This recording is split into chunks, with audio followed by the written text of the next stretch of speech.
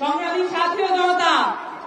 গণঅভ্যুত্থানকারী এবং বিপ্লবী ছাত্রী ও জনতা,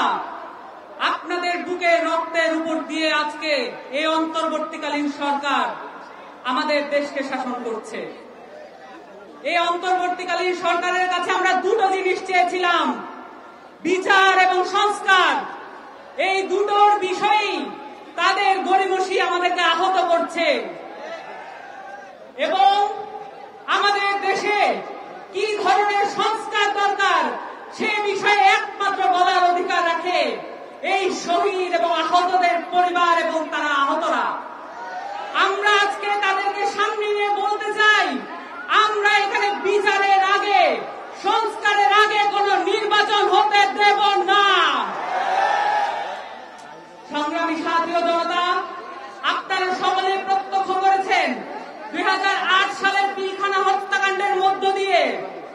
2013 সালের শাপলা হত্যাকাণ্ডের মধ্য দিয়ে, 2018 কোটা সংস্কার আন্দোলনে ছাত্রদের দমন পীড়নের মধ্য দিয়ে, নিরাপদ সড়ক আন্দোলনের সময় আমাদের কচি যেই বাচ্চারা আছে, আমাদের যেই ছাত্ররা আছে,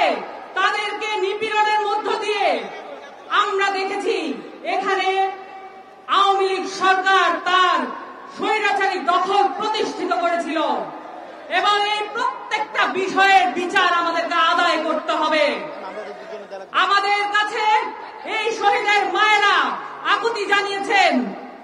এই আহতরা আমাদের কাছে প্রতিবাদ জানিয়েছেন যে এখানে আমরা সংস্কারের আগে, আওয়ামী লীগের বিচারের আগে কোনোভাবেই যত মাঠ ছেড়ে না দেই এবং আপনারাও আমাদের সাথে থাকবেন এবং এখানে যারা সংস্কারকে